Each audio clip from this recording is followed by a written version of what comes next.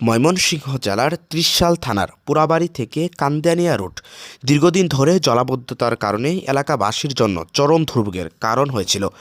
অবশেষে এলাকাবাসীর বহুদিনের দাবি ও ভোগান্তির কথা বিবেচনা করে রাস্তাটির সংস্কার কাজ শুরু করা হয়। কিন্তু দুঃখজনক হলেও সত্য, কাজ শুরু হওয়ার ১.৫ বছর পার হয়ে গেলেও এখনও পর্যন্ত এর কোনো দৃশ্যমান অগ্রগতি বা সমাপ্তির চিত্র দেখা যাচ্ছে না। এতে করে প্রতিদিন স্কুল কলেজগামী শিক্ষার্থী, কর্মজীবী মানুষ, রোগী বহনকারী যানবাহন সহ সাধারণ মানুষকে চরম কষ্ট সহ্য করতে হচ্ছে। তাই সাধারণ মানুষের একটাই চাওয়া, যেন রাস্তার কাজ দ্রুতগতিতে শেষ করে জনগণের জন্য উন্মুক্ত করে দেওয়া হয়। বিশেষ করে বর্ষা মৌসুমে পরিস্থিতি আরও ভয়াবহ আকার ধারণ করে, ফলে রাস্তা দিয়ে চলাচল বন্ধ হয়ে পড়ে।